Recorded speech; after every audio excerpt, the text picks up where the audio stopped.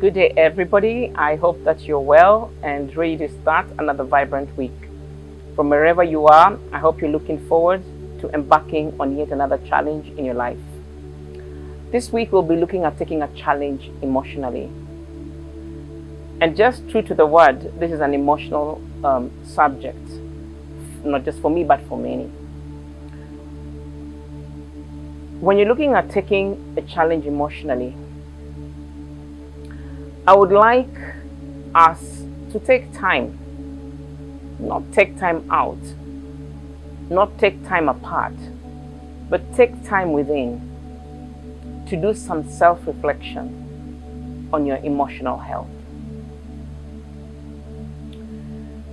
A lot of us assume that we're healthy just because we're in relationships, we're parenting, we seem sober and sane, we have no major conflicts with people, and life just seems smooth. So it's very easy to assume that we are emotionally healthy,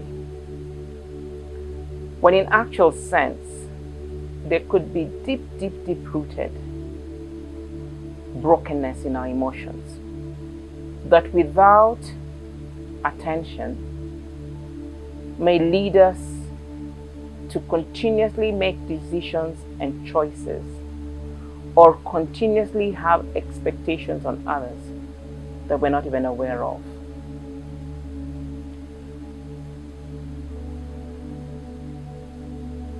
And there's so many examples that we can take to highlight or to bring to the surface just how healthy our emotions are. And the reason why it's easy to assume that we're all emotionally healthy is because a lot of these things hide in the subconscious, the back. We may never ever even be aware of them.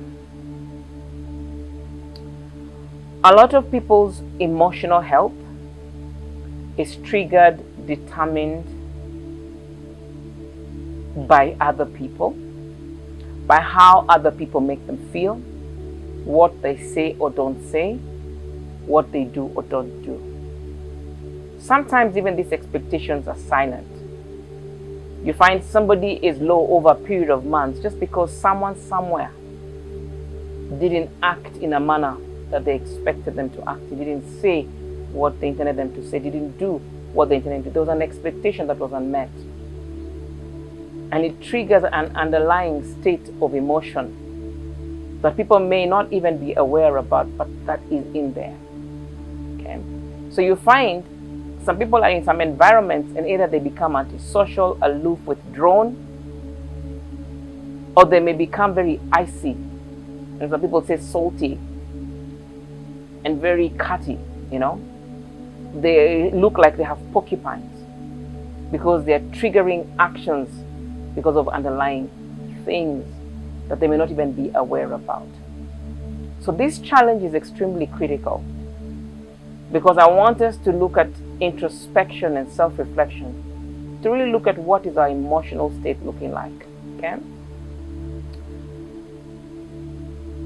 When you look back at certain patterns that adults have, and I'll give an example of females because that's an easier one for me to give, and males that are listening can extrapolate it in their own dimension, to bring out some of these revelations of our inner selves. But let's take an example of a girl growing up, always seeking the approval, always seeking affirmation from brothers or fathers or the adults around them. Now, if this young girl or this young boy does not get these affirmations, approvals, encouragements, assurances in their life, there's an underlying unconscious, subconscious expectation for approval, affirmations, encouragements, assurances in their lives as an adult. So there is a silent expectation of people around them to assure them, to encourage them, to affirm them, to approve them And deep down, without knowing, you get silently addicted or craving for that from people around you. And when it doesn't come, it triggers your emotions into a low place. And that's just one example. Okay? So when you do a retrospection and inspection of personal reflection around your emotions, I would like us to ask ourselves, if we were just, and of course human beings are created to coexist with people, but what is the dependency level and expectations that you have of people around you? If you woke up and went a whole day without somebody affirming you, approving of you, assuring you, would you end up okay? Would you still be okay? Would you still be able to deploy your best self? Or is your best self triggered and determined by these external demands and expectations that you subconsciously expect of others? I've seen people who are in a pattern of being in relationships without a pause, simply because their emotional state cannot allow them to be alone. They have to depend on somebody else to just be okay and to exist.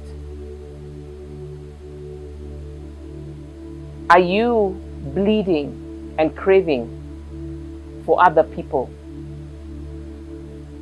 to pour into you in order for you to exist optimally?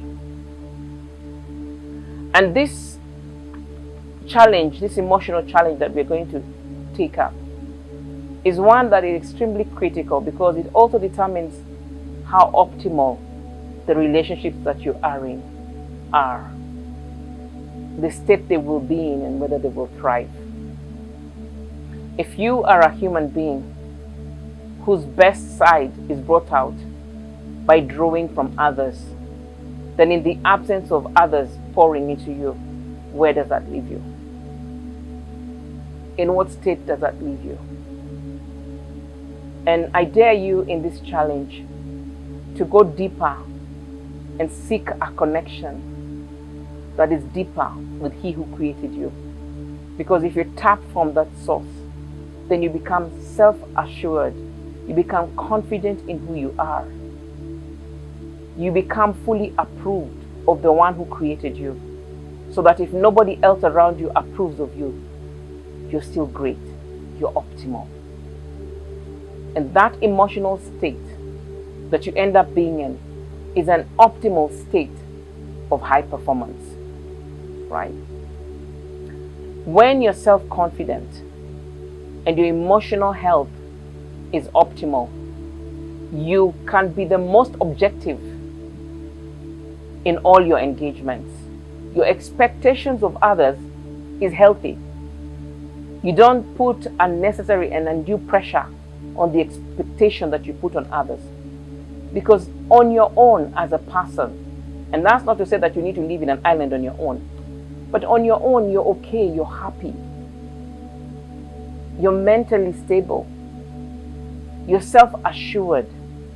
You don't need somebody to keep telling you how nice your smile is, even though it feels nice to be told how nice your smile is. But in the absence of being told how nice your smile is, how beautiful your eyes are, how nice this and that is of you, you're okay. Because you know it for yourself. You know it for yourself. I'd love to encourage each and every one of you, male or female. Emotional health is not about gender. It cuts across the board. I want to encourage you to have an introspection, to have self-love, and to have a self-awareness, and drop any pains and hurts that have come from unmet expectations in your present or past. Drop the great demand and the craving to be approved by others, and rather lean on the approval of the one who created you.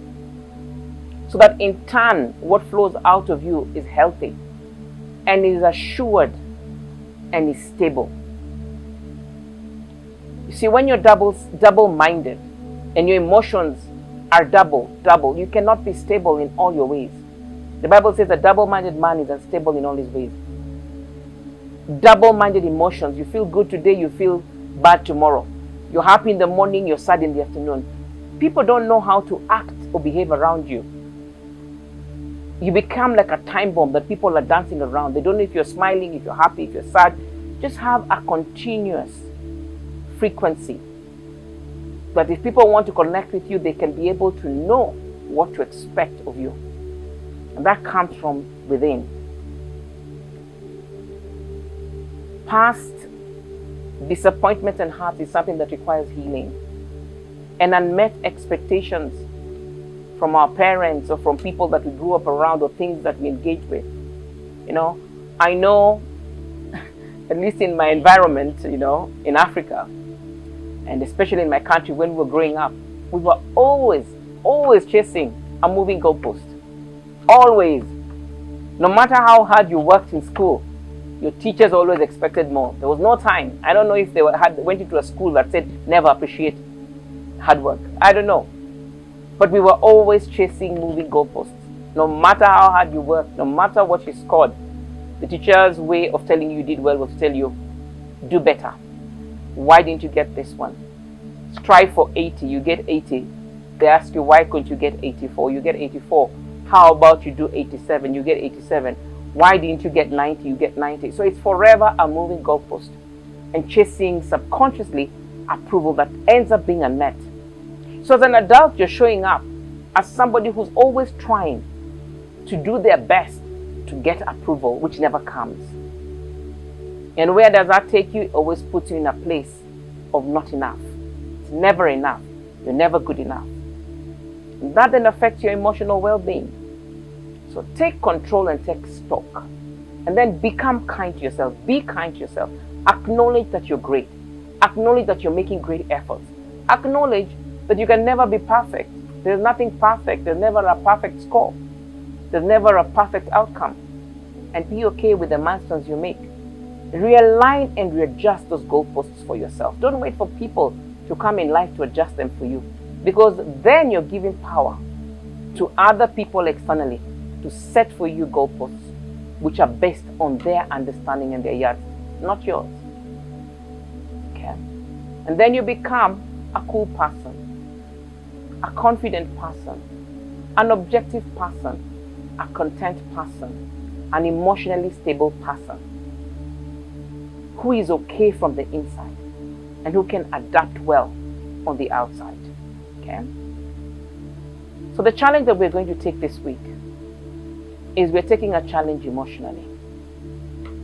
I want to challenge each one of you to look within yourself. Don't run away from yourself. Go deep within and look at the things that trigger your low moments in your relationships, in your expected relationships, in your workplace, in your church, in your ministry. Just look at all those things. Be honest. Go deep down and make a note of what things trigger your low moments. And there's, of course, the interpersonal relationships that we need to have expectations of and that we need to create boundaries for. That's okay. But what I'm looking at is the underlying things that if you're honest with yourself, you'll say, I didn't feel good about that. My low moment was caused by so-and-so not recognizing that my heart was beautiful. They didn't even notice that I wore a different hat that day. I mean, that should point to a seeking of approval. And you can't lie to yourself. This is your personal exercise. This is between you, yourself, and God. Okay? Be as honest as you can. So that you can go to the root of the things that trigger your emotions, of the patterns that you've created, the expectations that show up in your life. And maybe even some of these things will point down to the time these things started, pains and hurts and disappointments, and your context, the context in which you grew up in, like I mentioned, for me, in school, right? And others in our families, some things that, we grew up with. You get it? Yeah, there are people who have no expectation of good because all they were told growing up is they're stupid, they're nothing, they'll never amount to nothing. So their emotional health is not healthy because they have no expectation of good and they think bad of themselves. Go and trigger that. and deal with it. Seek healing. Pray about it. Readjust those places and expect good for your life because you're great. Again, connect back to your source. Connect back to your source. There's no way we're going to thrive. There's no way we're going to fulfill and be victorious and successful and impactful in our journeys and assignment of life if we're not looking at our lives deeply all around. Okay? So my prayer is that you will look at your emotional state from a very honest perspective. Look at what the power of words have done to you in the journey of your life this far. Look at places that have caused brokenness inside of you. Interrogate certain background and conscious belief systems and ideologies that you have that may be showing up to put in a space of unhealthy emotional well-being. Okay? And my prayer is that you will, as you do this process, connect to your Maker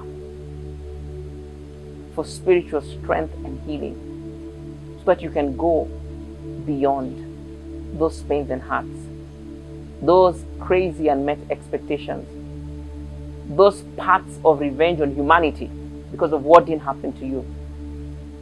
So you're a person, wherever you go, your job is just to tear down, to uproot, to destroy, to bring pain and hurt. Not because you're a bad person, but your emotional state is not healthy. You're full of pain and hurt yourself.